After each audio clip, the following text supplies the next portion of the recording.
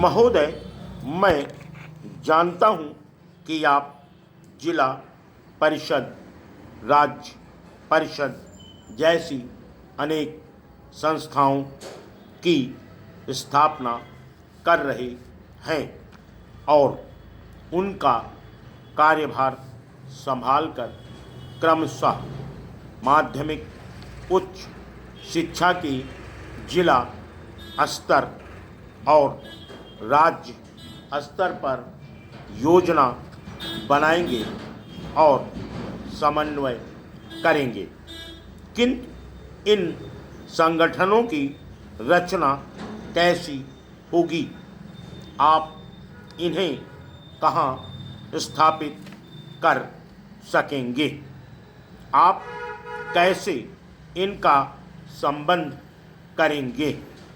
कुछ राज्यों ने माध्यमिक शिक्षा का राष्ट्रीयकरण किया है। कुछ राज्यों ने माध्यमिक शिक्षा का राष्ट्रीयकरण नहीं किया है। आप कैसे ऐसा करेंगे? मैं इस मूल पाठ्यचर्या के निर्णय का स्वागत करता हूँ कि आप मूल पाठ्यक्रम में भारत के स्वतंत्रता आंदोलन का इतिहास पढ़ाएंगे, किंतु मैं इस बात पर बल दूंगा कि इसमें उन व्यक्तियों की जीवनियाँ भी शामिल होनी चाहिए जिन्होंने देश की स्वतंत्रता के लिए अपने जीवन की बलि दे दी, क्योंकि महान व्यक्तियों के जीवन से ही यह सीख सकते हैं कि हम किस प्रकार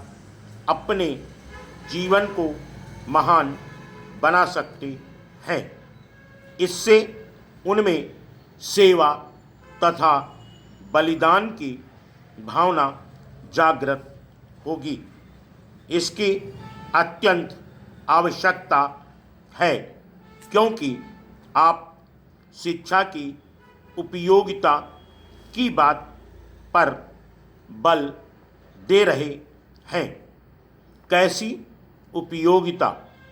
बहुत समय पूर्व श्री प्रकाश समिति ने नैतिक शिक्षा के संबंध में यह सिफारिश की थी, किंतु अभी तक यह कार्यान्वित नहीं की गई है। मैं आशा करता हूँ कि नए प्रधानमंत्री के नेतृत्व में कार्य करने का एक नया ढंग होगा और आप उन सभी निर्णयों को कार्यान्वित कर सकेंगे जो अपने लिए हैं। अध्यापकों के संबंध में आपने नीति में उन्हें वेतनमानों, सेवा शर्तों आदि में एकरूपता प्रदान करने के विषय में कहा है। उच्च शिक्षा में अध्यापकों से इस बात की आशा की जाती है कि वह विद्यार्थियों को अनुशासन सिखाएं। नेक्स्ट, मंत्री जी, सर्वप्रथम मैं यह कहना चाहूँगा कि हमने भारत के लोगों को इस बारे में कुछ आश्वासन दिए हैं कि भारतीय समाज का ढांचा समाजवादी होगा। अब भी 50% व्यक्ति गरीबी रेखा से नीचे जीवन यापन कर रहे हैं। इसके अतिरिक्त मुद्रास्फीति की बात भी है। प्रतिवर्ष रुपए का मूल्य घट रहा है। इससे विशेष तौर पर श्रमिक व्यक्ति और निश्चित आय वर्ग के लोगों को कठिनाई हो रही है।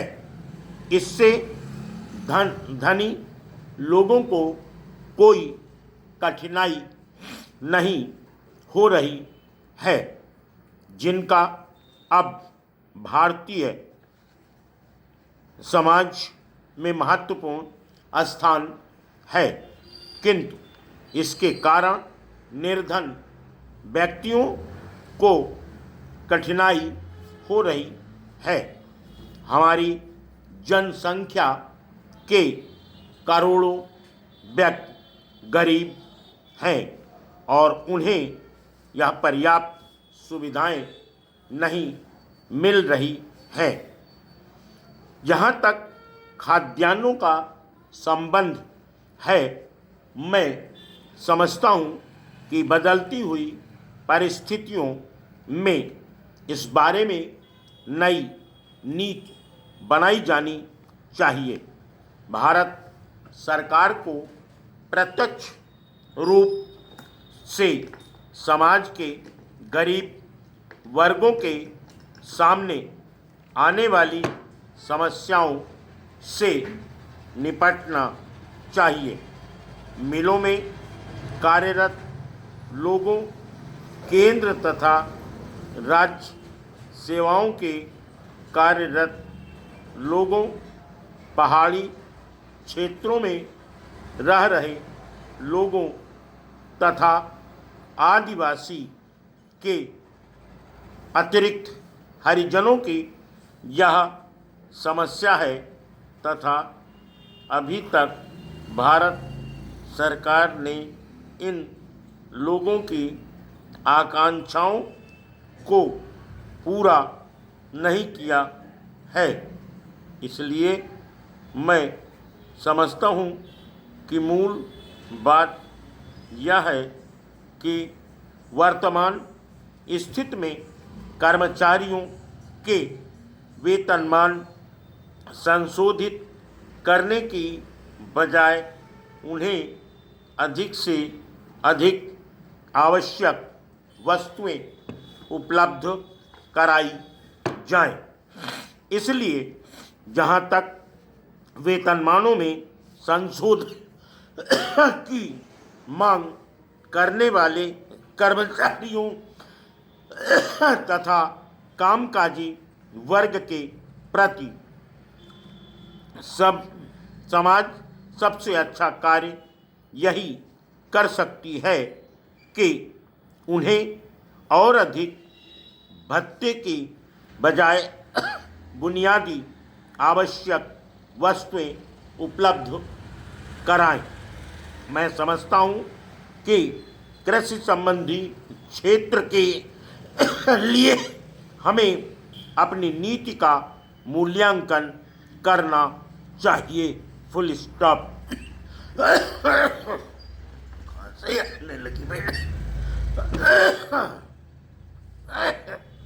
यहाँ पे सरकार था, समाज बोल गया हूँ, समझ नहीं मिल रहा था कि क्या लिखा है।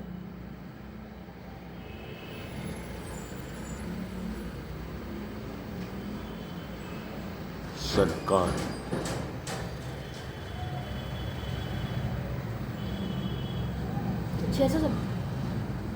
हाँ बेटा, हाँ।